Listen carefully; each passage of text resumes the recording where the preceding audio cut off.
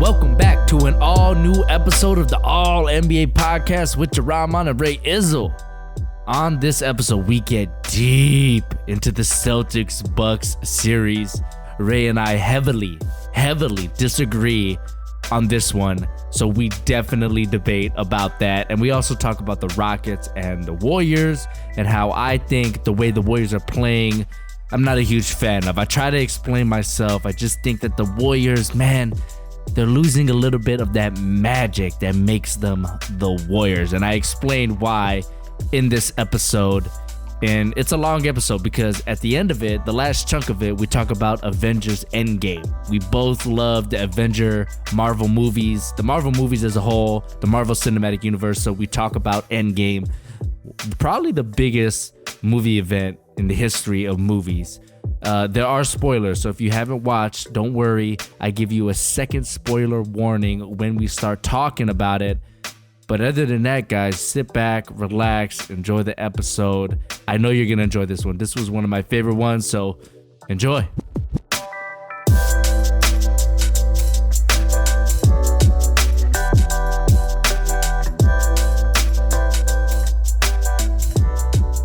All right, Ray, a lot has happened since the last episode. We did the Damian Lillard reaction. That was our last episode. Now that it's settled in, now that it's marinated, we marinated in it for a little bit. Is that the greatest shot you ever seen? This is my new question I'm asking everyone that I know loves basketball. Is that the greatest shot ever? One of them. Definitely one of them, right? Yes. Oh, man. I tried to do that shot last night on the court. It's really, it's a difficult shot. If you didn't know already, it's a difficult degree of difficulty. It's pretty far. What'd you shot from the half court? Like pretty close to the half court. Yeah, because the courts are a little smaller, but my goodness. Since then, I think the biggest storyline in the league was game one. Now, we just watched game two of the Rockets Warriors. So we're going to talk about that and that series moving forward.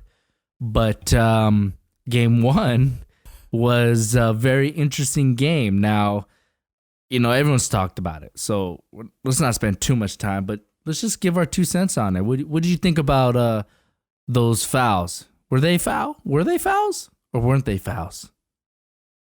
Some of them were fouls, but then I feel like the consensus, the most objective consensus that I saw was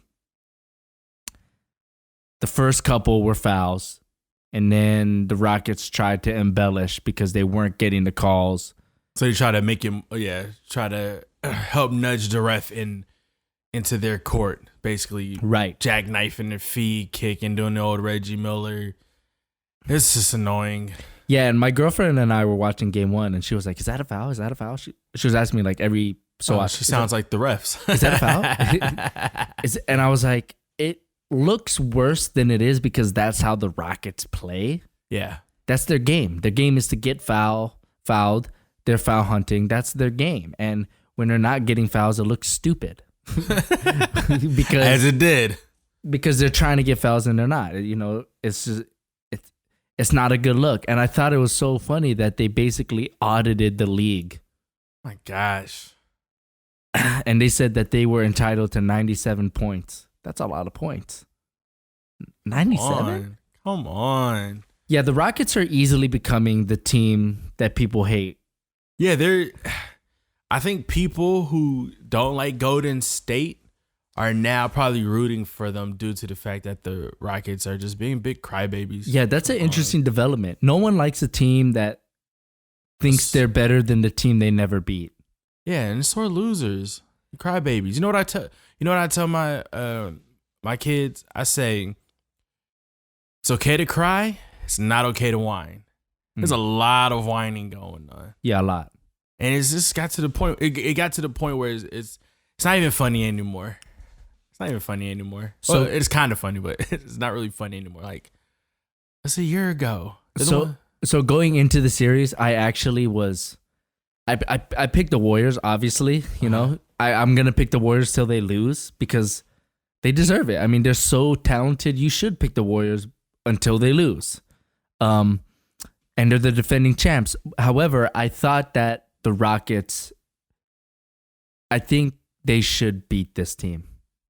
But now that we're 2 games in, I have some different feelings. But going into the series, I thought the Rockets should have beat this Warriors team because there were some injuries to Steph. There were some injuries to Clay. Definitely. And Boogie. Boogie, of course. And the chemistry with KD is a little weird right now. And I definitely want to talk about that. But I just thought it was lining things up for the Rockets to really take care of business and finally beat this Warriors team. But now that we're 2 games in and they're in a 2-hole deficit, I think the Warriors have got this series. I think they got it. I think game 1 kind of broke the Rockets a little bit. I think it depends on what happens next game, obviously. You know, Warriors did what we were supposed to. You're supposed to win, take care of home court. That's what we did. So unless we win one of the 2 out in Houston, then, you know, I ain't trying to like count my eggs before they hatch. So obviously they're up 2-0, the Warriors, and KD he's the best player in the playoffs, right? You think? I think Dame's second. Currently, yes. I think the power rankings are KD, Dame, Kawhi,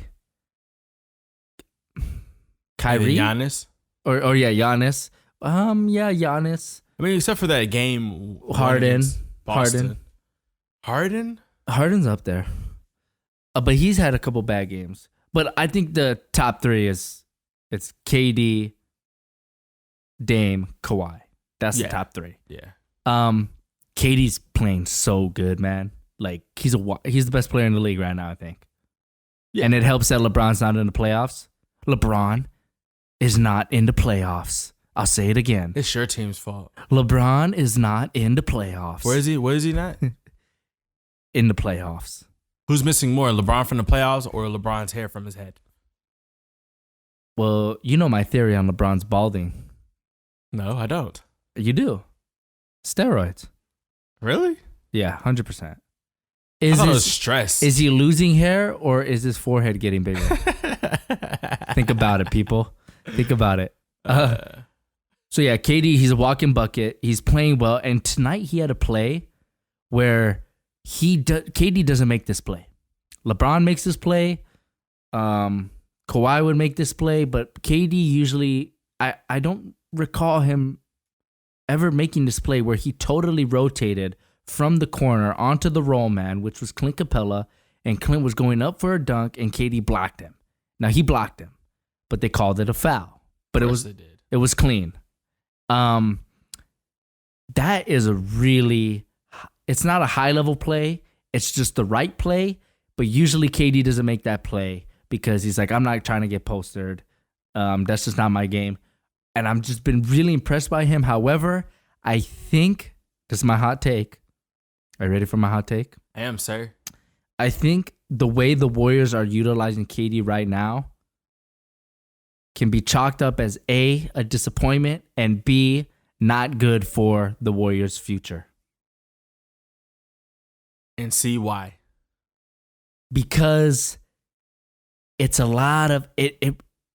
The way they're using KD right now, it kind of reminds me of OKC KD. Do you remember when KD was on OKC? There's a lot of initials going on right now. I see you. Let's try to get through the whole podcast. Only initials of the guy. Guys. Go. So when KD was in OKC, it was a lot of ISO ball. It was just your turn, my turn. Uh-huh. It just wasn't like beautiful basketball. Yeah. The Warriors still have Warrior ball where they're moving, relocating, cutting, post up, pass, off the post, high screens, low screens, misdirections. They still have that. But they have more. Give the ball to KD and let KD do whatever he wants more than ever this year. Oh, the hero ball thing for sure. Right. And that's actually what almost cost us a series against the Rockets last year. Right. And it's been working for them because KD's on fire. Oh, yep. But I just feel like I remember when KD went to Golden State, I remember when KD went to GSW. I was like, finally, we're going to get the best version of KD. We're going to get the best basketball player from KD now that he's on the Warriors. And I feel like he's made a lot of progression in his game. I think we've seen better playmaking. Think we've seen better movement from him. Obviously, better defensive player with the Warriors. But I think we still haven't gotten the best complete version of KD. Now, he's a walking bucket, like I said. It's like every time he's got the ball, I think he's going to score. But I just think that there's more. I think there's more in his game. Like, I think he could be Defensive Player of the Year. I think he tries to go out there and prove himself on defense. Like you said, he's already known for his offensive efficiency, and I think since coming to the Warriors, he's kind of taken on that mantle of like, you know what, I'm gonna try to be a rum protector. I'm gonna try to defend. And to your credit, I do agree with you when you say KD does try to stay away from like those posters. But I have seen him make some great rotations over the course of the season in an attempt to make a block. But I think he could like lead the league in blocks. Like I think he's that. Oh, is he in the top 3 like James Harden is? I don't know. Buddy? I don't know. I'm not sure. We bet 100 push-ups. Is KD's top 3? Yeah. In blocks? I'll say, do you think he's top 10? Yeah, he's top 10. It's not that hard to get on top 10 blocks. Are you sure? It's like 1.3 blocks a game. 100 push-ups? Blocks? Yeah, I would bet that. 100 push-ups. You want to bet 100 push-ups? I got a heart condition. Yeah, that's what I thought. You know how when Steph, he tries to do his thing, it doesn't work, he passes the ball, and when he immediately passes the ball, he's going to another spot, and he gets the ball back and he shoots a 3? Like, imagine if that was KD. Like, that's what I mean. When KD passes the ball, he's still kind of standing around, watching, wiping his hands on his shorts. That's not his game. I know it's not his game. It should be, though. Imagine if we had that. And I just think the way the Warriors are just conceding to him, it's creating some bad habits where it's going in now. But what if it doesn't go in? Now, the odds are going to say it's going to go in because KD's KD, and it's a good shot. KD gets a good shot anytime. But, I just think the Warriors are at their best when they're playing Warrior basketball and KD's on the squad playing Warrior basketball. I do like because from the beginning, it kind of seemed like we were just going to just plug KD into that Harrison Barnes role. Yeah. Like, oh, man, we're replacing Harrison Barnes with KD, basically an evolved Harrison Barnes. But KD's KD, and you don't want to like try to change somebody. You don't want to try to fit a square peg into a circle. I agree with you, but here's the thing. KD is a square peg and the Warriors are a circle because OKC made KD a square peg. We're not going to blame the Warriors, or we're not going to say KD shouldn't be a different player because of OKC made him the wrong player. I think OKC gave KD too many bad habits. I don't think OKC made KD the way I was gonna say IZ, the way he is, but I think the way IS is. I think they kind of just let him ball the way he's probably balled his whole life. You're right, and like he didn't get coached into it. He's just been how he always is. You're right, and that got them nothing. But it's no different with the Warriors. I mean, yeah, it's a lot more team effort and there's a lot more selfless players on that team. But like you said, he does show them bad habits of OKC, like you said, where he does go do a little hero ball. But I think it's different this time because the Warriors, whenever someone is hot, especially during the game, they do whatever they can to keep feeding them. That's been kind of like the way the Warriors do their thing. The only difference is now they're doing that with KD, but it's instead for him being hot for that game, he's being hot for a plural amount of games. So they're feeding him. I'm just saying, if OKC plays better team basketball, they don't blow that 3-1 lead, and they're in the finals, and they probably beat LeBron. Do you know what I mean? Yeah, I remember watching this. That sounds crazy. That's just how I feel, and that's why I'm saying OKC made him this shape that doesn't fit on a lot of other teams because it's the wrong shape. It's the wrong shape. I think a lot of teams would like to have KD. Yeah, they would, but they would have to kind of. I just think KD hasn't proved that he could win it all on his own. Do you think KD could win a championship on his own? I think he can, especially now that it's kind of like this. I feel like I think with any human being, you kind of try to take, like if you're in a relationship, you try to take the best qualities or the best things you've learned from that relationship to the next. Mm-hmm. Unfortunately, sometimes some bad habits from the previous relationship will stick with you.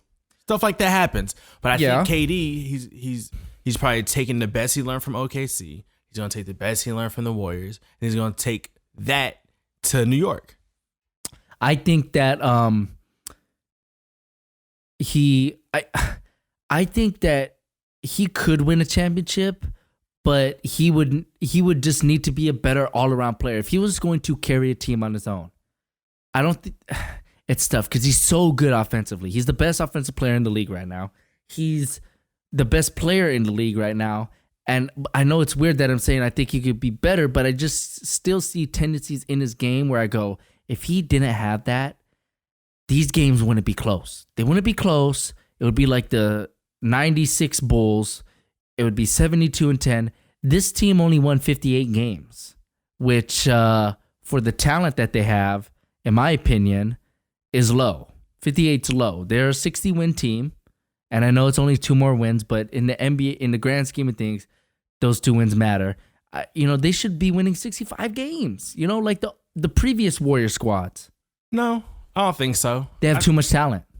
So, but then, like you said, like if you're the smartest kid, if you're the smartest kid in like the first grade or in kindergarten, and everybody is kind of learning how to do their ABCs in kindergarten, and you're advanced, you're already doing like multiplication and division, but you have to do for the whole course of the school year, you have to next week we're gonna start on the D and then E. I shouldn't have said the D. D, E, F, G. We're gonna learn those letters, and you're over here like, oh, but what's 13 times 7 and stuff like that. But like, no, let's keep it here. Then you're going to get bored. You're going to get complacent because you're not being challenged. And I think that's just what happened over the course of the domination us Warriors have been showing. So to me, actually, 58 is actually a lot. Regular season doesn't mean anything, bro. I just think the way they're just feeding KD and letting him do the hero ball, it's not helping the other guys. The Warriors are at their best when they get a double, they break the double, and they're playing downhill. And Draymond or Iggy or KD or Steph is going through the middle of the court in the lane, and they're kicking it to the corner, and they're shooting or they're swinging or they're dropping it off to the next guy on the baseline, or they're lobbing it to the baseline. Which, by the way, in Game 2, Iggy had a lot of lobs on that baseline where Draymond would set the screen, slip, grab it, run down the lane, set the lob. That's where the Warriors are at their best. That's the death lineup. That is the death play. And imagine it, instead of Draymond, that was KD doing that. But it never happens. What KD does is like, give me the ball. I'm going to get to my spot, which is usually the right elbow area. He's playing a little higher now. I think that is one difference I will say the Warriors instilled in him. It's like, hey, instead of the right elbow, maybe do it, right wing behind the 3-point line. And he does his thing. Maybe move it a little more towards the center of the court so that you can go in different directions. I think that's one thing the Warriors have. That's the improvement that I'm talking about as a player, where in OKC, he was in bad positions. The right elbow, the help is not only closer, but there's only so many ways you can go, and it's a 2-point shot instead of a 3-point shot. The Warriors are like, hey, move over here, and that's an improvement. But imagine if KD was doing what Draymond's doing. He's setting screens. He's in the middle of the lane, and it's unstoppable. I don't know, because I think that's part of the whole grand scheme of things is that you have like Clay and Steph like out on the perimeter and just doing all this running, and then KD, just sitting on the elbow like you said. I think that just puts all the eyes and all the attention on those three. Therefore, it gives Draymond the opportunity to be one-on-one, and then gives Iggy the opportunity to sneak underneath. for that play. Because if it's KD playing the Draymond role, then you're gonna have two people, probably three people clogging the key, and it's gonna mess up that whole play. Yeah, all I'm saying is I see less movement and less Warrior basketball from this Warriors team than I've ever seen. And I think it's working out, obviously, for them because KD's for the time hot, being, yes. But I think it's like playing with fire. They could be developing some bad tendencies, some bad habits. And if they face the right team, like if they face a hungry team that's well coached and is in the right place at the right time all the time, like the Celtics maybe, which we'll talk about in a little bit. But I just think that they're playing with fire here a little bit. But it's working for them. They're up 2-0. And after this performance tonight, I think that, like I said, I thought the Rockets should have beat this team. I thought it was going to be a close series. I wouldn't be surprised if this was a 5-game series with the Warriors winning it in 5. I wouldn't. I could see that. Yeah, I could see. I think Game 1 broke the Rockets a little, where they just were like, wah. Everyone, yeah, they're whining. Everyone's against us, and instead of just being like, we can beat these guys, yeah, they're saying we can beat these guys, but the refs won't let us. It's not the right mentality to have. However, I mean, the Rockets, you never know. We could be coming back to Oracle tied 2-2.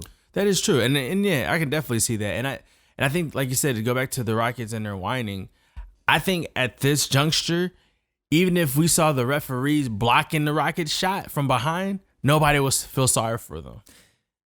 Yeah, it's funny. I would like to see that happen. That'd be dope. The number one thing I saw was James Harden saying, I just want a fair chance. And everyone's like, bruh, you lead the league in free throws. Yeah, and he went to then he go to the free throw line like a bunch of times, yeah. Like, was it 14 times?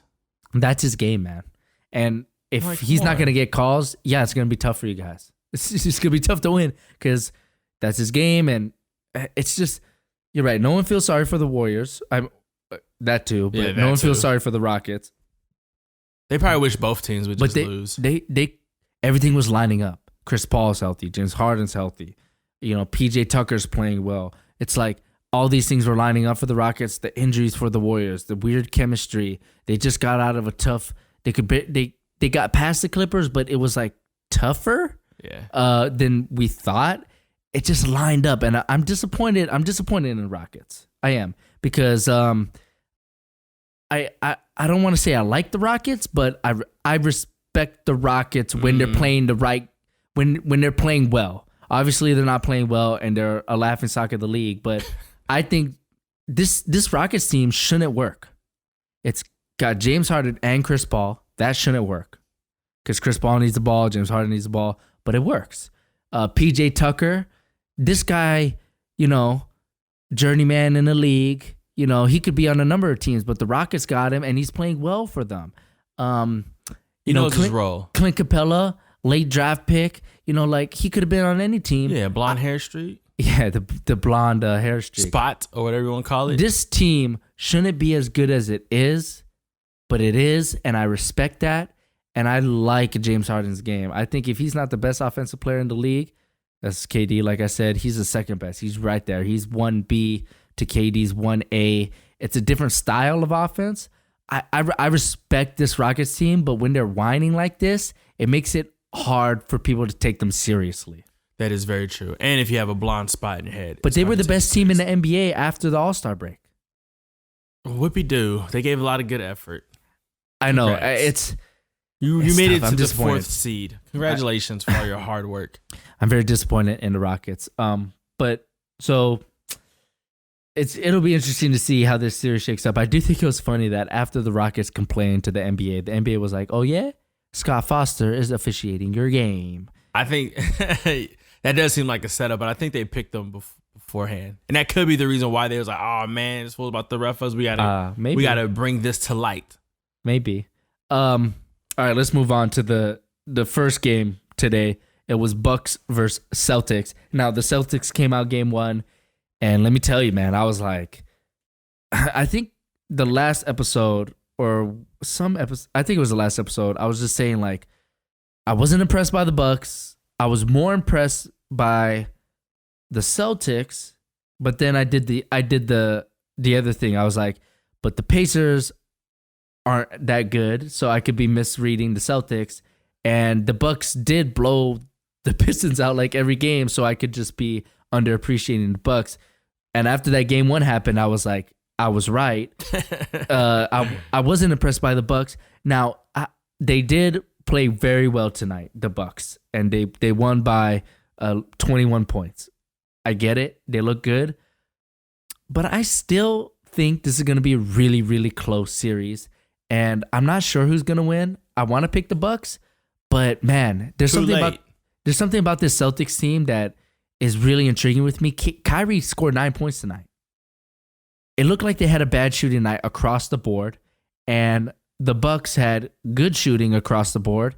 And I want to see both these teams playing well at the same time or bad at the same time. I want them to be on the same level because it seems like both games was, they were hot, and the next game we were hot, and we haven't seen the best game in this series yet, and I'm waiting for that. Then I will have a more clearer understanding of which way I want to go. But what do you think? I think the next game will probably be close because, like you said, I think what occurred after the first game when the Celtics blew out the Bucks, because the score, I mean, they won by 22, but they could have easily won by like 40. Yeah. So I kind of think that kind of crept in the minds of the Celtics where they was like, oh man, these like they didn't take them too serious. Like, oh, we about to smash these fools.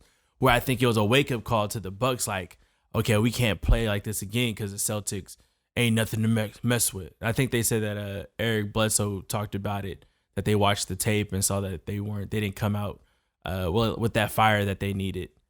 Yeah, in the game one. So here's what concerns me about the Bucks. The fact that now almost about everything I'm about to say has been disregarded from game two. But like I said, the Celtics just had a bad game, so I think it's still valid to bring up these concerns. The fact that you could put Al Horford on Giannis and he can stop Giannis, that's concerning to me. I love Al Horford. I get it. He gets paid a lot of money to do exactly that. Be the unassuming guy who's dominating on both ends of the floor, but it doesn't show up in the box score, but he's clearly one of the best players on the floor. That's his mantra, and chocolate milk. We were doing this tonight while we were watching the game. Like, okay, if Clay and Al Horford is chocolate milk, what kind of drink is Eric Bledsoe? Or what kind of drink is Giannis? So what kind of drink is Giannis? Well, you said it. Like a international Greek soda that we don't get from the States. Dang. And it comes in a weird shaped bottle that we're not used to in America. Dang. That's perfect. But the fact that you could put Al Horford on Giannis and he could stop him, that's concerning to me. But how is that concerning? Didn't you say that that Al Horford, he's pretty good at stopping someone like Embiid? Yeah, but so it's concerning because Giannis should dominate him. And he didn't dominate him in game one. In game two, I wouldn't even say he dominated, but here's the thing. Remember when I was saying I just need to see Giannis dominate in the playoffs? That's what I need to see. Yep. I still haven't seen it yet. Now he's shooting. He's still shooting the ball better than I thought, but there's times where he gets the ball in the low post and it's like, here we go, domination time. And then he kicks it out, and instead of reposting and getting lower position and dominating down low for a repost, what he does is he just goes to the corner and stands on the 3-point line. And that's not domination. You know how, remember Kobe, he used to post up. And if it wasn't there, he'd kick the ball out, reposition, get the ball back, post up, hand down, man down, bucket. That's domination. This is what domination looks like.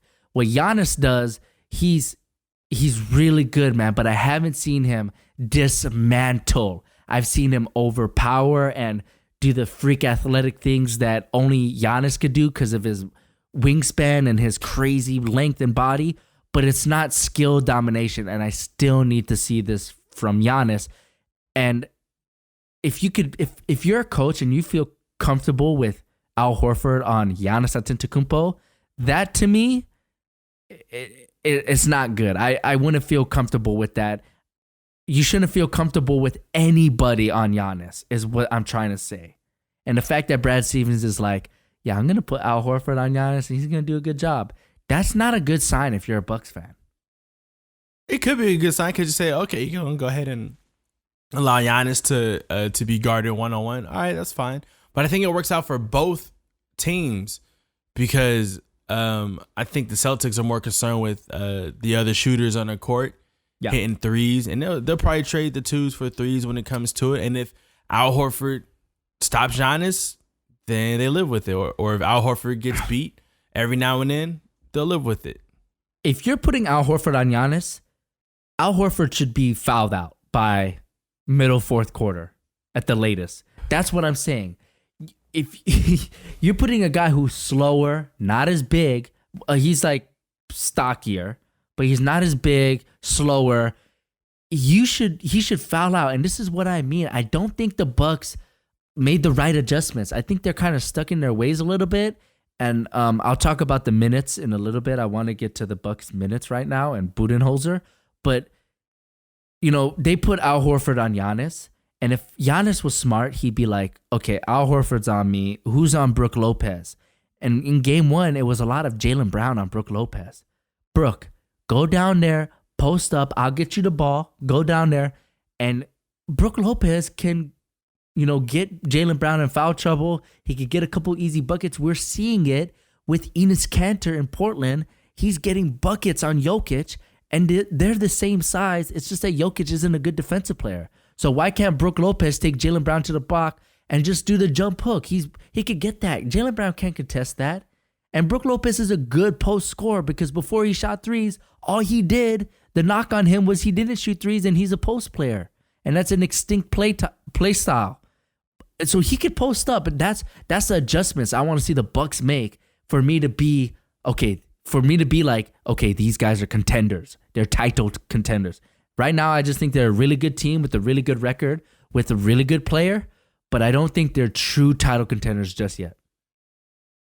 That might eventually work, but I think you can't. It'll be too clogged in the lane if you got Lopez down there. Would it? Because they have all shooters, sans Giannis. Giannis isn't technically a shooter, but they would still have space. And Giannis is shooting the ball from three well this series, even in game one and in game two, he was 2 for 4. I believe, yes. And in game one, he hit 3 threes.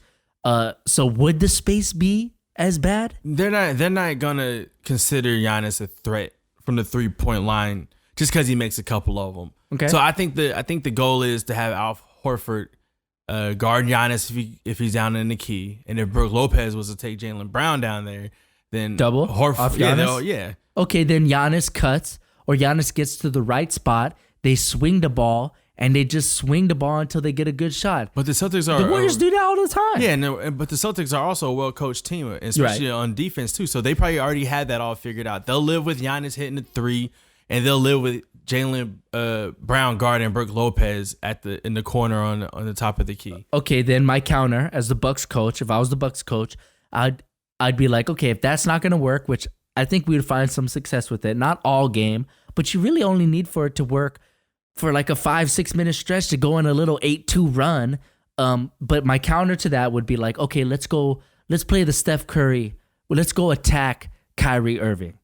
The Bucks match up really well. They can go big, right? So if I go big with the Bucks, and Bledsoe's not big, but I could take him out, put someone big in, Mirotic, whoever. But even Bledsoe, let's go hunt Kyrie. Let's try to get the switch. The old LeBron James screen. If they don't switch, rescreen. If we get the switch, I'm attacking. Why can't Giannis?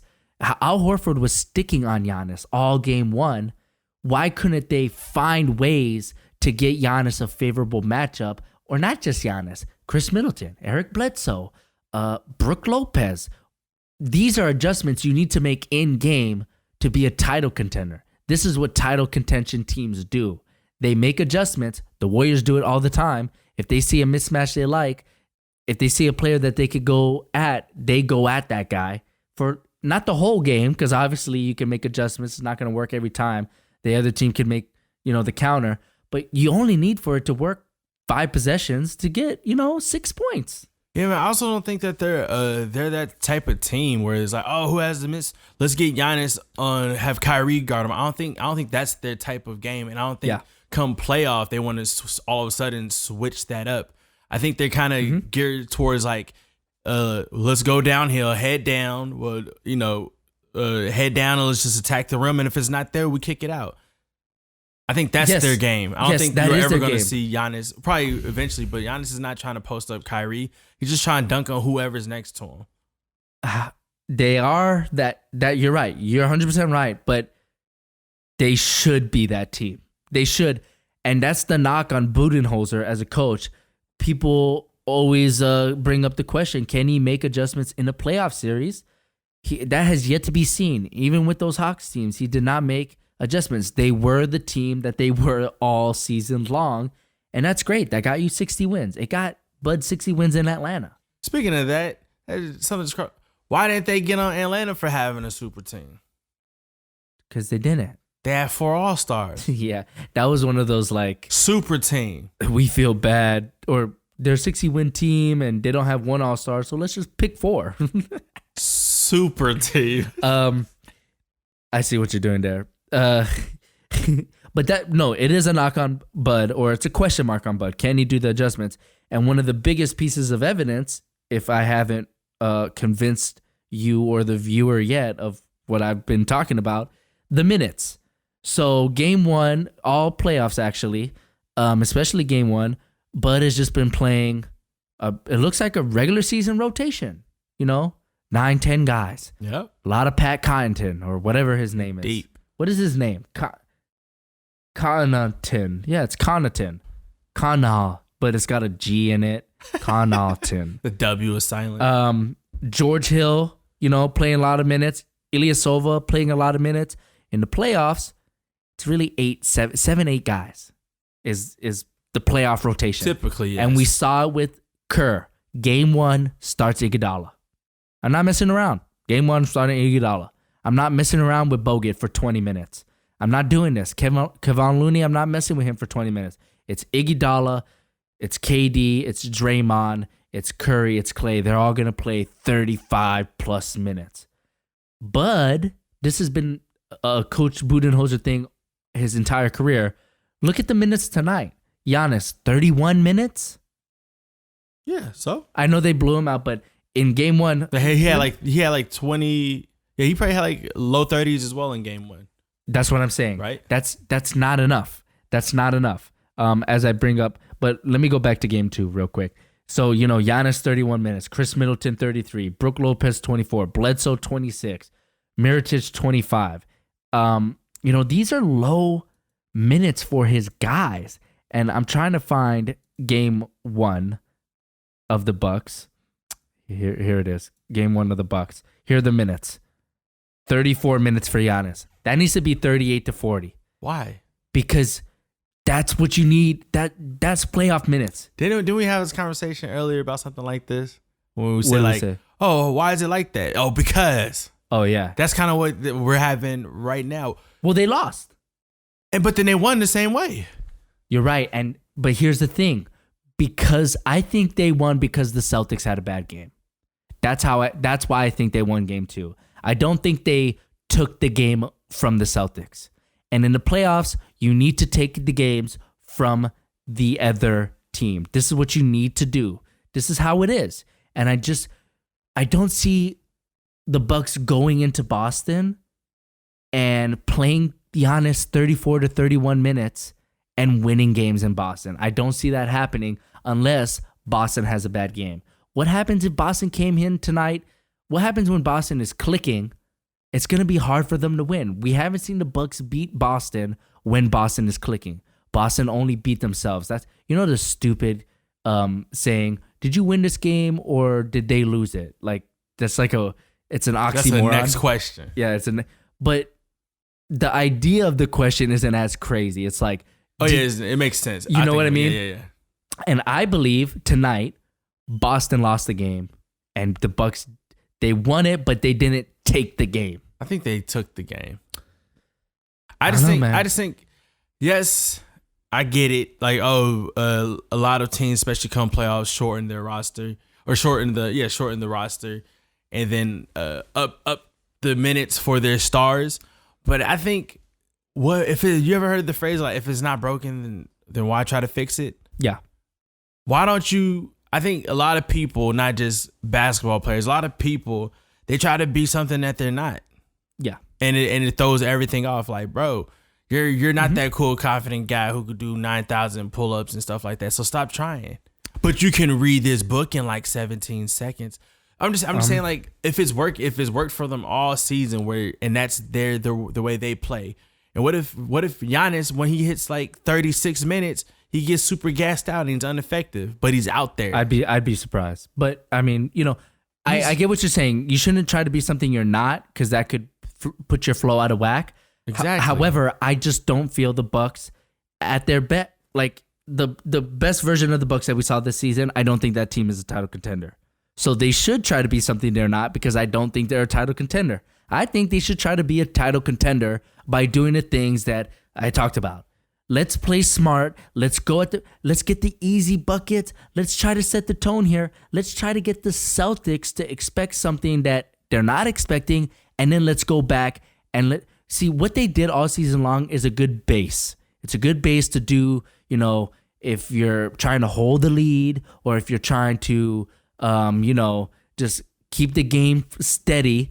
But if you're trying to get back in the game, or you're trying to take the lead, I think you need to do certain things to do that. You need to make adjustments. And I haven't seen the Bucks make a single adjustment. I don't even think tonight they made an adjustment, because it was the same minutes. It was the same game plan. The only difference was the Celtics didn't play well. That was the only difference. Yeah, but can't you say the same thing for the Bucks in game one? No. That they just didn't play well? No, because in game one, look at this. Game one, Kyrie 26, Horford 20, Jaylen Brown 19. That's fine. Jason Tatum went 2 for 7. If you go up to the Bucks and you go, hey, we're going to play a game and Jason Tatum's going to go 2 for 7, would you like that? The Bucks would be like, yes, please. Where do I sign up? Is it a free trial? Do I do a membership? All that dope where he's not really like on that type of level right now. I don't think so. I don't think the Bucks care about Jason Tatum, to be honest. Well, he's one of their best players. Look, and I just the Celtics, they played well in the first game, but for the Bucks, I mean, they had bad. Yeah, you're right. Chris Middleton didn't play good. Brook Lopez, and Bledsoe. You're right. Exactly. But it wasn't because they were playing the same way. It wasn't because they weren't doing something different. So if they were playing the same way and they played if they played the same way for game one and played the same exact way game two, like you said, they ain't made no adjustments at all. You know who did? Your eyes. So then that means that game one, they had a bad game. You know who did make an adjustment? The team that won, the Boston Celtics. They put Horford on Giannis. That changes their whole dynamic, man. Because Horford's playing bigs. He's playing down low. He's not guarding ball handlers at the top of the key. They made the adjustment and they came out with the win. Are you talking about in game one? Yes. Then what happened in game two? Did he not guard Giannis? I just told you. You're not listening. I just told you. They didn't shoot the ball well. Literally. No, but you said they made the adjustment by putting Al Horford on Giannis, and that was the adjustment they made in game one. That's the reason why they win. Did they not do that in game two? Yes, but they didn't shoot the ball well either. Same in game one for the Bucks. They did not shoot the ball well. You just said the numbers. Because they didn't shoot the ball well because the Celtics made the right adjustments. They took the Bucks out of their game plan. That's what happened in game one. Giannis could not find open shooters. Giannis could not drive. Giannis could not penetrate. Giannis could not dominate Al Horford. So does that mean that the Bucks made an adjustment? Or that they had a better game? No, they did the same thing. They kept trying to get Giannis to play downhill, and he couldn't play downhill. I don't know how you're not seeing this. It's subjective, bro. It's not. That's subjective. What happened. But it's subjective of how you see it. It's kind of like saying when someone says, "Oh, did you win the game or did you lose the game?" It's subjective on how you're looking. Right. That's perspective. It's subjective. Are those the same thing? It's in a matter of an opinion. So that's just like your opinion. So perspective and subjective, those are subjective and perspective. It's just like your opinion, things. Man. But no, look. I see your point, but I'm trying to get you to see the other point too. Well, the other point is the same thing. I think the Celtics are more of a title contender than the Bucks. That's what I think. That's a subjective thing that I think. That's just like my opinion. Yeah, so since that's the way you're thinking of it, then you're going to say like, oh man, the Boston Celtics lost the game instead of saying, oh, Milwaukee won the game. Here's my power rankings in the East for title contenders. It's Toronto's number 1. They are the title contender. Boston's right there. Those are the title contenders. The true title contenders that I would bet my dog's life on to win the title. That's a title contender. A title contender isn't someone who can make the finals. A title contender is someone who can win the finals. Those are the title contenders. The title contenders in the playoffs are the Warriors.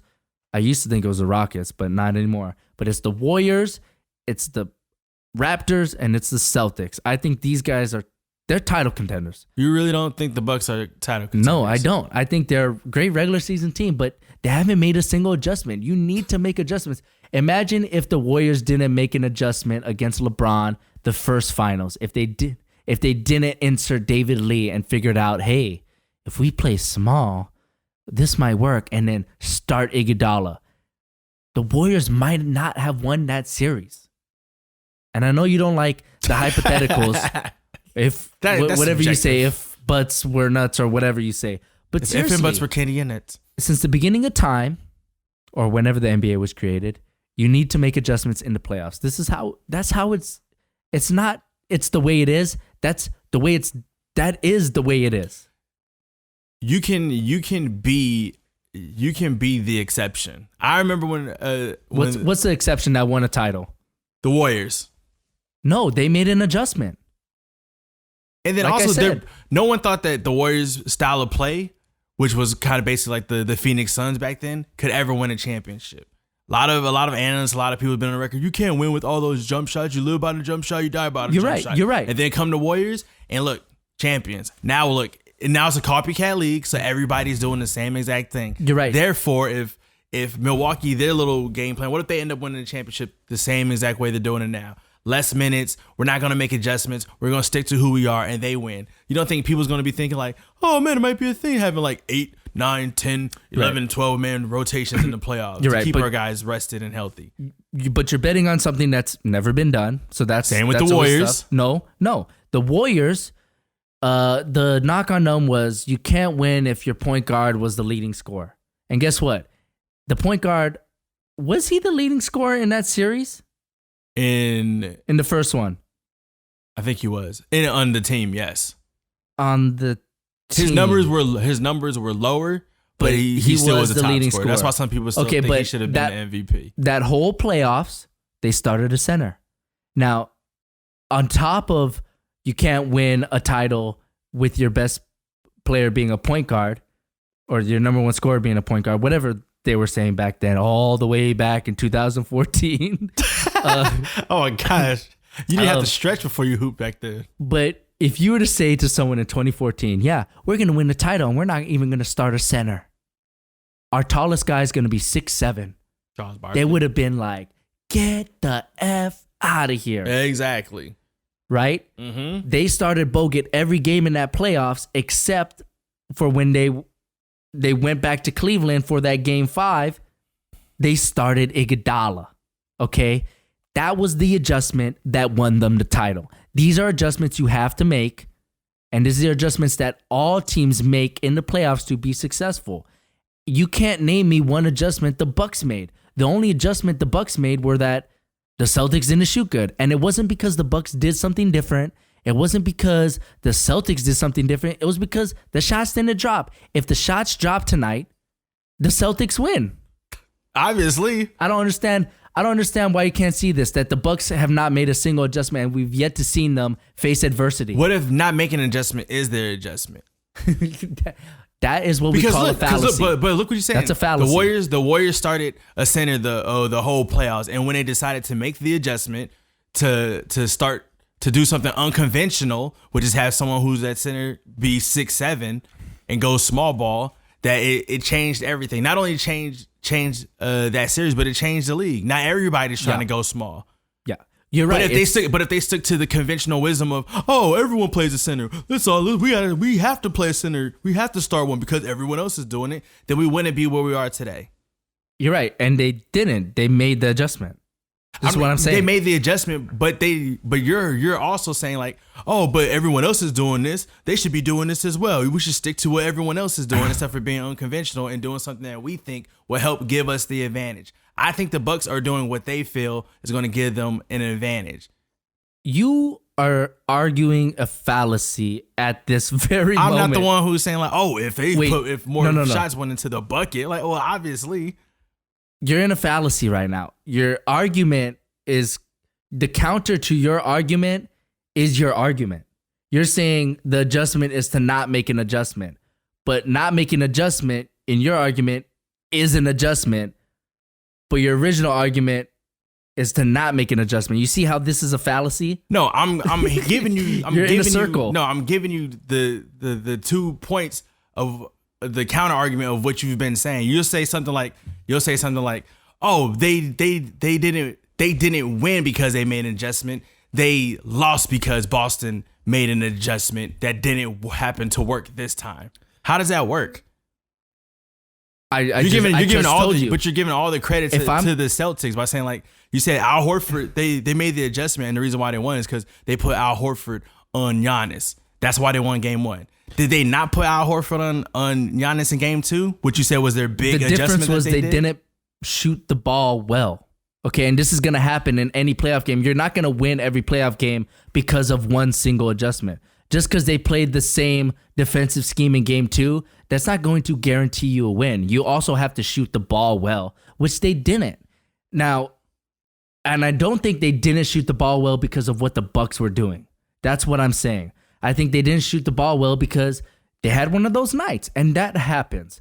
I think in game 1, the Bucks didn't play well and they didn't shoot well because of the adjustments the Celtics made. I don't understand how you're not understanding this. So the Bucks can't have a bad night. They couldn't have a bad night.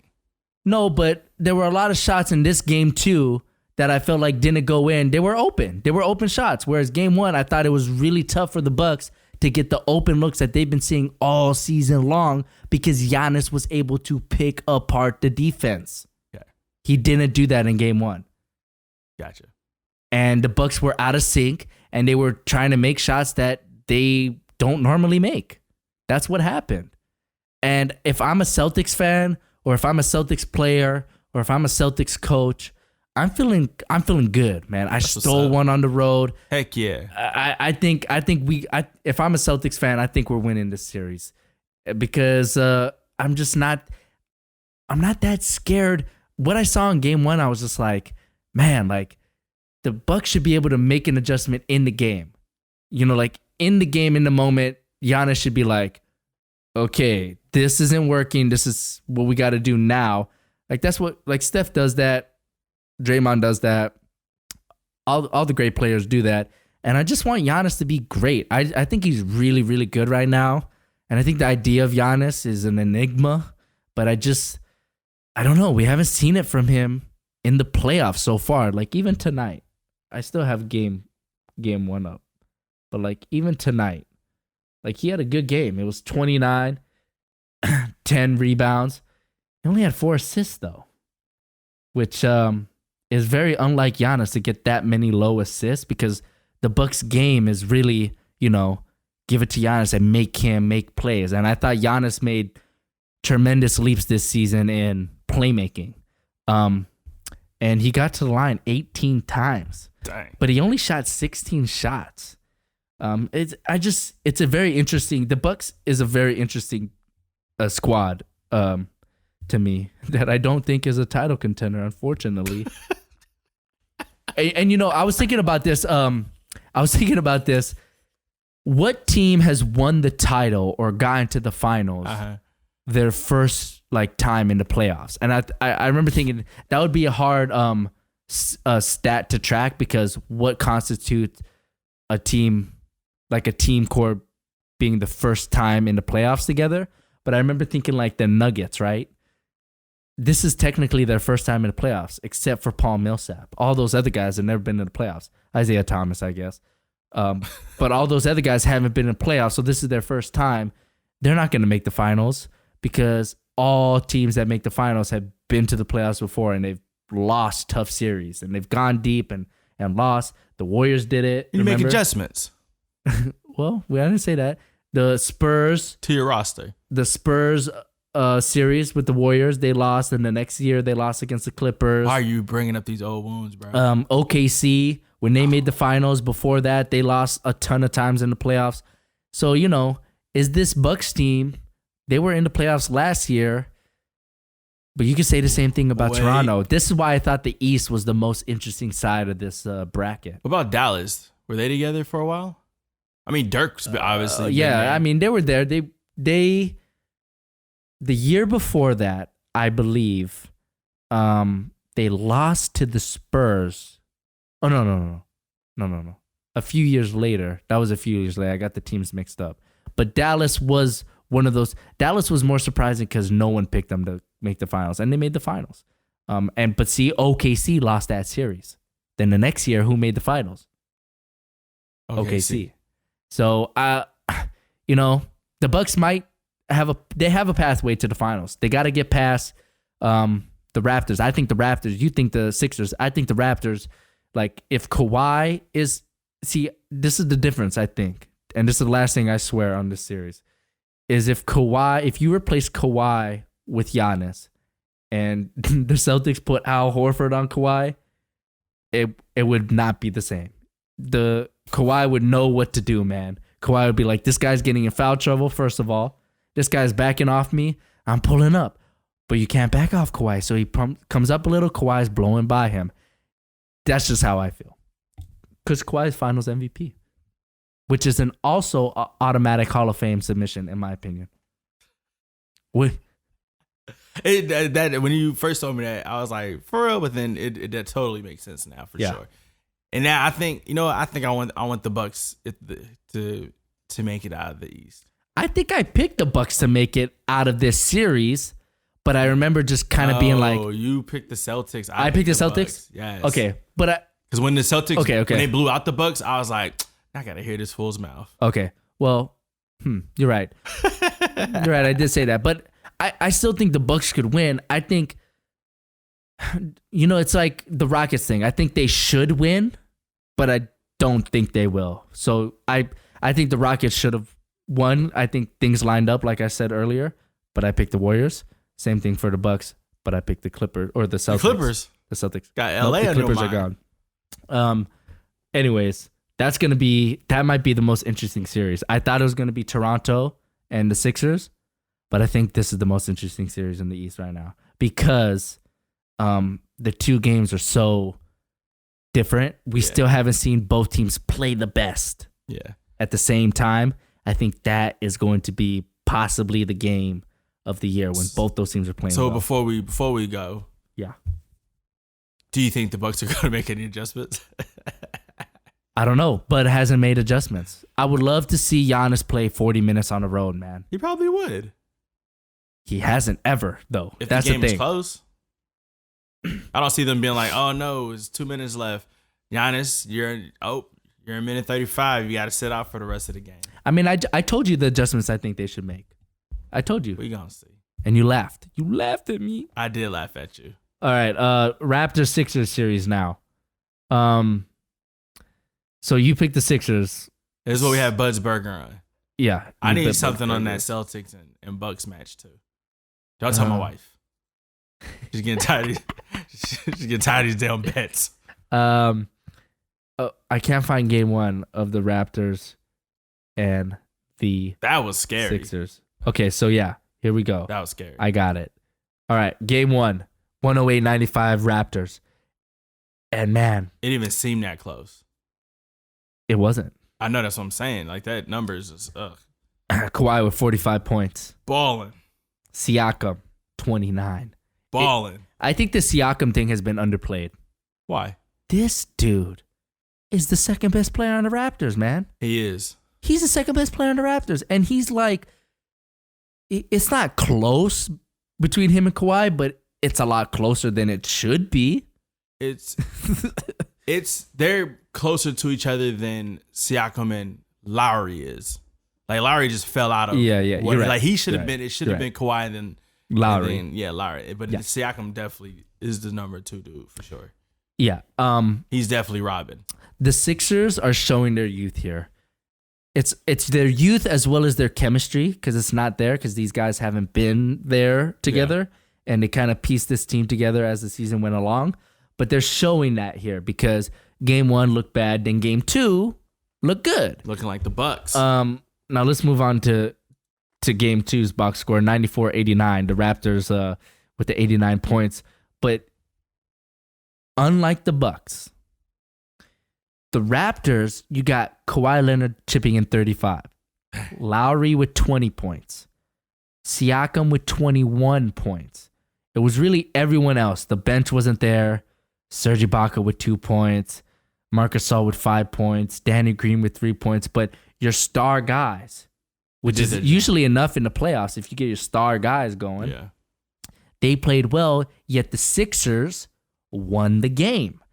This, to me, was two teams playing at close levels to each other. It might not have been the best version, might have been playing well, but they were playing close to each other, and the Sixers pulled out the win. That's really, really impressive. You think you had the Sixers coming in. How did game two kind of make you feel after? You were like, oh. I felt like the intensity was raised. Yeah. So I feel like the Raptors, they play at the same level all the time. Like, they don't need a lot to be motivated. But I felt like the Sixers kind of went out there with desperation. Yeah. And instead of having Jimmy Butler as the 13th option, he seemed like he was their go-to guy that game, which was like the big difference. I think because Embiid had like the little stomach, he had the poo-poos or something. So that was one of the reasons. But Jimmy Butler getting involved definitely helped. I think did you see that Brett Brown called Jimmy James? He's like, Jimmy didn't show up tonight, James did. Which is a pretty good like anecdote. Like, well, I get it. It makes sense. But then Jimmy's like, no, literally my name is Jimmy. Yeah. Like on the birth certificate says Jimmy, not James. And I was like, what an idiot. Exactly. What are you doing? You should know this. Yeah, he's gone. After that, you're gone. No, what impressed, I just think the Sixers out hustled, like you said. They had 52 rebounds, whereas the Raptors had 36. And that's not really the Raptors' MO. They need to be the hustle team, and they usually are. Siakam, I've said this before, Siakam looks like, he plays like if someone kidnapped his family before the game and was like, you're not getting them back unless you get a triple-double or unless you win. Play for your freedom. That's how he plays. He literally plays like he's playing for his freedom or his family's freedom. And do you also think because the Sixers had a lot of injuries to their bigs, or their bigs weren't really playing, and they basically went small. Do you think that helped in any way? I mean, you're definitely gonna have to play Embiid for sure. I think because the Raptors can go small, and I like the Raptors small lineup. I just think they got out hustled, and I think that's one thing as a team that hasn't been there before. You know, remember, like, Kyle Lowry doesn't know what it's like to be in a. He knows what it's like to be in a high stakes game, but not as like the favorite. He looked like a little kid. Like he has a little kid face. He does. So speaking of, not speaking of little kids, but that comment that Kendrick Perkins made about Kawhi reminding him of Jordan, I thought that was ridiculous. Kendrick Perkins did say that. I saw that. I thought it was ridiculous, and I was laughing at it. However, when I was watching game one, especially game two, part of me was like, okay, that's a little Jordan-like. He honestly reminds me of Jordan and Pippen had a baby. And he kind of took from each of them. Both, most definitely. Because he's not as good offensively as Jordan. Do you think he is their kid? He might be as good defensively. No, because that kid definitely wouldn't have braids. That kid might have braids. You tripping. The kid would definitely have braids, bro. But I think, but everything he was doing, like, to me, I felt like nobody on the Sixers could stop Kawhi. I felt like when he missed, it's probably because he blinked for too long. Yeah, like I felt like he was like Tobias Harris. He was making Tobias Harris feel all less manly. Jimmy Butler couldn't stop him. Ben Simmons wasn't stopping him. Yeah, I think what happened in this game for the Sixers was they made an adjustment. What was the adjustment? The adjustment was we're gonna play big, man, because that's their strength, right? The Sixers didn't play big though. No, well, they are big. Tobias Harris, Ben Simmons, and Jimmy Butler. That's a big perimeter. Pause. No pause. Just kidding. But they played that way in game 1.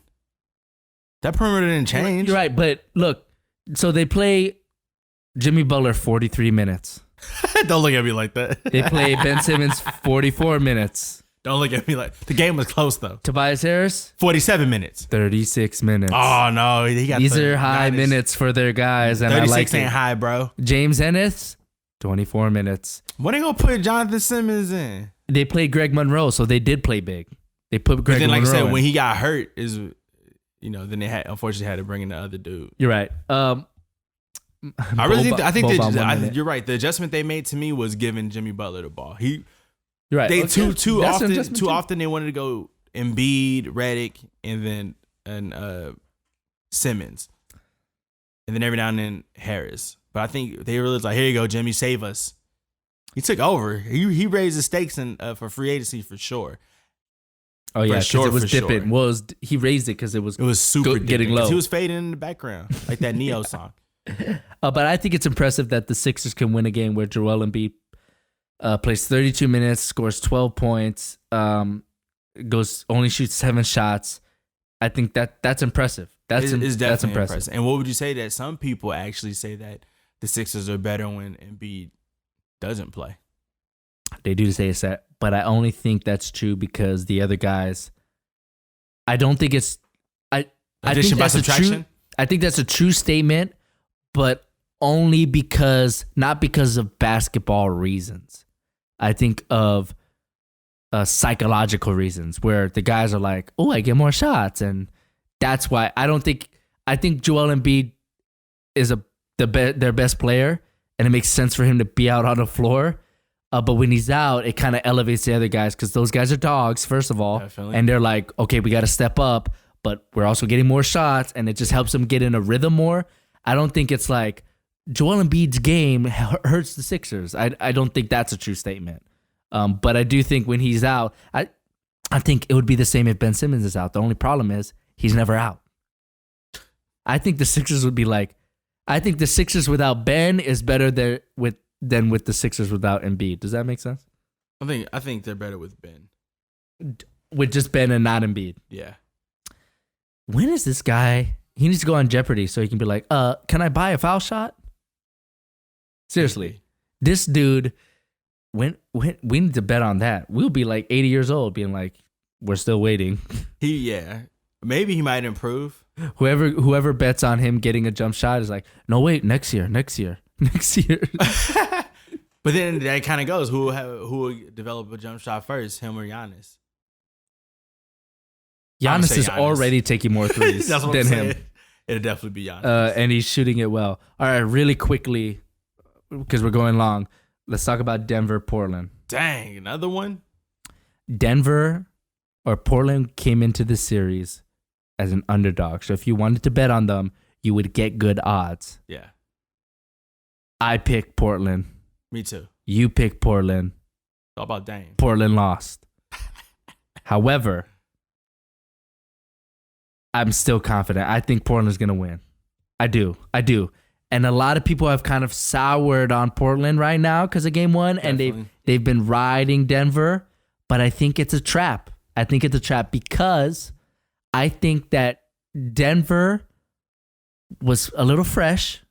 Because it just got off game 7, a little fresh. Yep. They were riding high, all that confidence, and that crowd has been great. That crowd was mild. The crowd was great. And I think they were riding the crowd, and the crowd was riding the previous game. But I think once these guys get on the road and they go to Portland, which is equally as good of a crowd. Yep. And remember, Denver with the altitude, it's a tough place to win, man. It definitely is. Super advantage. I'm not going to get on Denver's bandwagon just yet until I see how they play on the road.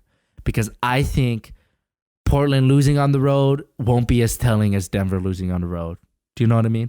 Denver did what they were supposed to do. They're supposed to win at home. And like you said, they were, they're more loose. They've been playing. That crowd wasn't sure if they were going to get another game. Super hyped. And usually teams like Denver or Portland where, they haven't been spoiled with riches, basically. Yeah. Their crowd rocks with them. Hell yeah. Kind of like I was telling you about remember the Warriors, that super trash Warriors chant that was going on. Yeah. And like I was reading the messages between my brother and cousin, and they were just saying the same thing about like what. My cousin was like, "Oh, it's good to hear Warriors champ." But my brother was like, "It's not the same because it's not." So then when you have I think Portland and Denver have really great home court advantages because their crowd is kind of trying to, they want them to be like champions. Yeah, and for Denver, if this series goes 7, Denver, all Denver has to do is protect the home court, and I just don't feel confident that Portland can't get one on the road. I feel confident that they can, just one. That's all they need. I'm more confident in Denver, or I'm more confident in Portland getting one on the road than Denver getting one on the road, and that's why I'm picking Portland. Same. Even after game 1. So, look, I think it's fantastic. I think the Nuggets getting past the Spurs was good for them, but you have to remember the Spurs were the 7th seed. Denver tanked for that. They got what they wanted, and they still had to go 7. Boo. That was supposed to be the first round upset. To the very end, too. That you said like since midseason, so boo. All they had to do was foul, bro. Gosh. You know what? Oh my gosh. I don't even want to talk about the Spurs. Just foul. But yeah, you got to remember that this Denver team could barely get past that team, and if the Spurs were playing the Portland right now, we'd be like Portland all day. Yeah, I think it was Portland either way. I think that unfortunately Portland didn't know who was going to win, so they couldn't get acclimated to the town they were supposed to be in, like Houston said they did. Yeah, so I still picking Portland on this one. Dame, man. Woo. Dame. Do I have the box score for this? Yes, I do. Dame. Here's why I also want to pick Portland. Is because Dame isn't the greatest finisher around the rim. Shot blockers really bother him. And in game 1, there was no shot blocking for the Nuggets. And Dame was getting whatever he wanted, wide open, man. Wide open. Neither team has shot blocking. The best shot blocker in this series is probably Miles Plumlee and Zach Collins. Oh, my goodness. But Dame, 39 points. CJ did not play good. 16, 7 for 17. He didn't slump. But all of those points kind of came a little too late. It was like too late in the game. Enes Kanter playing hurt, 26 points. He's been playing big. Like he's very offensive. Yeah. So when he's on, he definitely gives him a boost. And Maurice Harkless and Al-Farouq Amino, who has been instrumental in the Blazers' success this postseason, they did not hit 1-3 between the two of them. Could be the altitude. You have to. I feel good about Portland. I'm actually thinking about laying some money down, man. Some good odds on them. Especially after they lost too. I think it was plus 165. And they lost, so possibly dropped for sure. Hell yeah. So if it's plus 165, I bet 100. I win $65. Or I win $165. Yeah. Man, I might do that. But but if you lose $100. Anyways, man, the playoffs are heating up. They're heating up. It is getting hot outside. It is. I'm not looking forward to that. But the playoffs are heating up, so it's going to be fun to watch. I think the next episode is going to come on, I think Monday. Because I'll be going to LA this weekend, and so what? Monday. You going back to Shaq's restaurant? Maybe. But I actually wanted to talk about Endgame at the end of the podcast. Oh man, that person got to you. So better, worse, or just as good as you thought? Endgame. Which, by the way, spoilers, definitely spoilers. So if you haven't watched, don't listen. Have a great day. See you in the next episode. Peace. Okay, now that you've watched Endgame, we're gonna do spoilers. Better, worse, or just as good as you thought? I don't even know no more. Remember, I told you that it keeps getting better with time. Yeah. So you'd probably say better than you thought. No, I had crazy expectations going on. Just as good? Definitely just not worse. As good. Just definitely as good. Not worse. But my expectations was crazy. I think just as good. I think it's just good. as good. What's better, Infinity Wars or this? Endgame. I was saying Endgame. You think Endgame's better? Yes. Yeah, I think Infinity War is better. I can agree with that as well, but because it was more fresh because Endgame was like a greatest hits collection. Like, I seen this. I seen when they went back to New York, and there were some great moments in those scenes. I think the directors did a really good job of keeping it fresh. But I remember just being like, oh, we're back in New York. Great. You know, I just thought Infinity War was so fresh, man. It was like, oh, we had new planets. We had the Vormir. Like, that was new. I was like, wow, this is really cool. But Endgame, you're kind of going back, and that's time travel. I mean, that's what it is. But I just thought it wasn't as fresh. I wasn't like on the edge of my seat. It was kind of like if you go to Vegas, when you're old enough to go to Vegas and party, and you have like a wild time. That's like Infinity Wars for the first time, and then it's like going back the very next year. That's good, yeah. And just saying like, oh, we're back, and we've been here before, but it's epic. That time Vegas, it was epic and bigger. I went to Vegas for the first time, I think a year ago. Dang. Worse than I thought. It's smaller than I thought. Dang. Are we talking about Vegas or something else? What are you talking about? No, I had really high hopes for Vegas. I thought everything was going to be cheap. Wrong. You got to get Groupon. I thought it was going to be bigger. Wrong. Dang. I thought everything was going to be nicer. Like, I thought the hotels were going to be like world class.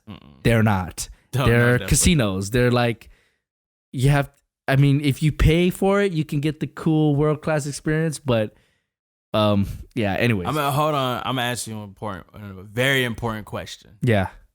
Who'd you go to Vegas with? The family. The family. There you go. But we did whatever we wanted. Yeah, I mean, we didn't go party. It's still fun, but it's a different fun. I won money. It's a different fun. You're right. It's a different fun. We should go to Vegas. So Endgame, we got off topic. Major. Now with you. Endgame. So you said Infinity War was better. I think Infinity War was a really great movie compared to Endgame, but I just think Endgame was very epic. I told you this earlier, I thought Fat Thor was right on the edge of being ridiculous for me. I enjoyed it, but it was very close to being like, what the hell is this? Yeah, they kind of leaned on that a lot. I liked it though. Yeah, no, like I said, I liked it, but it was like if it was 1 degree more, or like if it went left just a little bit more, I would have been like, what the heck is this? It would have been too cheesy. Not as bad as Jar Jar Binks, but in the same realm. Dang. Where it's like, what are they doing? Dang, same old multiverse. I thought the Fortnite joke was almost Jar Jar Binks. Like, I thought it was funny. That's not gonna age well. Like 10 years from now, we're gonna be like, Fortnite? Oh yeah, remember Fortnite? Remember MySpace? It would be like that. Yeah, that's what I mean. So, whereas Infinity War doesn't have any of that. It's just like a lot more serious. And I also thought there was more. I don't want to say more action in Infinity War. I think there might have been, right? More action. I don't think so. I don't think there was more action. Well, think of Endgame. There was a lot of what's time travel? Here's how this works. We have to convince Tony. We're working on time travel. We're testing time travel. It's a 3-hour movie. I know, but there was a lot of that. There was a lot of, oh, they're gone. We have to deal with this. Wait, Scott Lang's back. What happens? There was a lot of figuring it out, and then there was battling. The only battle was the end one. The last one. But it was long though. That was the only battle. But it still was long. Yeah, but the whole thing was a battle. No, it wasn't. Yeah, it was. Not the whole thing. The beginning scene, that's not really a battle. There was we're gonna fight for like 7 seconds. Doctor Strange, Iron Man, Hulk in New York battling Ebony Maw. That was a battle. The Hulk didn't fight. Yeah, but Doctor Strange, Spider-Man, and Iron Man. That was definitely a fight fought. scene. That was a battle, dude. A fight scene, yeah. That was a battle. I don't know how more. It was a duel. The fight scene. It was a duel. A fight scene. They were taking jabs at each other. They were countering. That's a battle. Fight scene. A fight scene is a battle. That was a fight. A fight. That was part of it. Is a battle between two opponents. Subjective. There was the Wakanda battle. Oh, you're gonna jump right into the big one? That Well, was then the Wanda and the Vision. There was Wanda and Vision fight. the WandaVision battle. Yeah. And then there was the Titan battle. Yeah. And then the Wakanda. There's like 4 fight scenes. I already counted. That's four battles. the War Wakanda had one battle. Wakanda and Titan, those were battles. Infinity War had one battle. Infinity War, you mean Endgame? Or Endgame had one battle. How is that one battle? That's Name the battles. Name the battles. They had the battle of when they first found Thanos. That wasn't a battle. That definitely wasn't a battle, my guy. You could still split. You could split that last battle up into like 4 phases. What you're referring to Thor, Captain America, and Iron Man. Is a breach. That was one. And then You're cheating. You are cheating. But that's still a lot of act. So what if Endgame's that last fight scene? What if that lasted for 30 minutes, or what if it was like 40 minutes long? And then what if I told you Infinity Wars? You tie all those. If butts were nuts and if you tie those 4 scenes, if each of those scenes were 10 minutes long, that's 40 minutes. So 40 minutes and 40 minutes is still a 40-minute battle per each. You're right. But this is the art of this filmmaking. One had 4 fight scenes. This is the art of filmmaking, Ray. Scene. Pacing. You know, when Tony Stark and Iron Man went to the 70s, I was like, let's speed this up. Same person. When Tony Stark and Captain America, went back to the 70s, I was like, speed this up. I get it. The dad's here. Speed this up, though. Yeah, my brother didn't. I never felt like Infinity War needed to speed up. Where I remember watching Infinity War just being like, oh my God. I was being blown out of my mind. I was on the edge of my seat. It was like a wrestling match. I remember coming out of the movie being like, that was like a wrestling match. You know how like when you have tag teams, it's like, your turn now. Oh, surprise tag. Thor's in town. That's how I felt. Whereas this one I thought was like, just, okay, you had the big battle and it was great. It was great. I loved Endgame, but I like Infinity War more. That's how I feel. Yeah, I'm not. Yeah, subjective. And also the Hulk thing, it took time for me to adjust to the Hulk thing. Where he was talking. It took time for that. There was a lot more explaining going on for sure. I just thought the pacing wasn't as good, and I thought the tone, there were a lot of harsher shifts in tones. Like Tony Stark, when he came back, he was like, he had the joke, literally just a second, I thought you were Build-A-Bear. And, oh, that's so funny. I thought it was funny. And then like 2 seconds later, he's like yelling at Cap, getting in his grill. I thought the tone shifts were a little too harsh in Endgame, whereas in Infinity War, I thought the tone was a little bit more even and smoother. That's how I felt. I know that's a real asshole way for me to explain film pacing, but that's I watch a lot of movies. A lot more talking in Endgame for sure. Yeah, my grandpa owned a video rental store, so I grew up on movies, man. No, he competed with Blockbuster. That's what's up. That's like a dope. And he did good. You want to hear the name of the store? I believe it's the greatest. Black Bastard. No, it's such a good name. Cinemagic. Wow. Cinemagic. That's a great name for a video rental store, right? Or a club. Or a theater. Yeah. I was watching Joe Coy and I think Theo Vaughn. You know who those guys are? I know Joe Coy is. They're comedians. And they had a bit where all black clubs are like you know how like the Stitches don't snitch. That's like the code, the street code. So all black clubs are named after the street code, like Hush or like Low. Is that true? It is not. You're half black, so I have to ask. That is definitely not. I've only been to the clubs you've taken me. And neither one of them has been that name. None of them were black clubs. That's very true, sir. Or she wouldn't have gotten. The first one was, what was it? Krogan's. Definitely not black. That was in a club. But we had to go somewhere where they'll let you go in with Jordans on. Or Air Forces, whatever you had on that. They were Jordans. Jordan 1s. I thought so. Okay, last thing to end. Instead of Prophecy Boys, this is it. Avengers, we have Iron Man, Captain America, Thor, Hulk, and am I missing I'm missing the like Black Widow. Black Widow. Hawkeye. But I'm just gonna go with those ones. Those are the main ones. Those are the main ones for me. Hulk, Iron Man, Captain America, Thor. Player comparisons to those Avengers. Iron Man is James Harden? Dang. Because Hulk is Russell Westbrook. Why is he with Russell Westbrook? Always angry. Oh yeah, relentless. Relentless. You're right. Just like can't be controlled. Definitely, that's a good one. That's a good one. Okay, so Thor. Who's Thor? Is it LeBron? Like Giannis. Yeah, it's either Giannis or LeBron.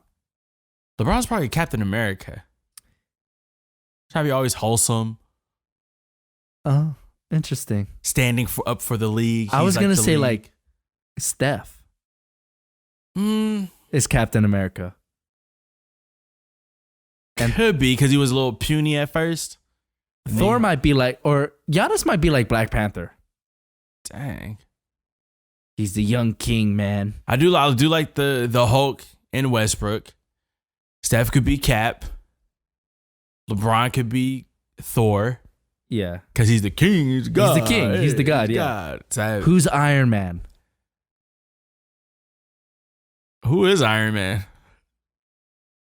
Kyrie? He's kind of mercurial, like Tony Stark.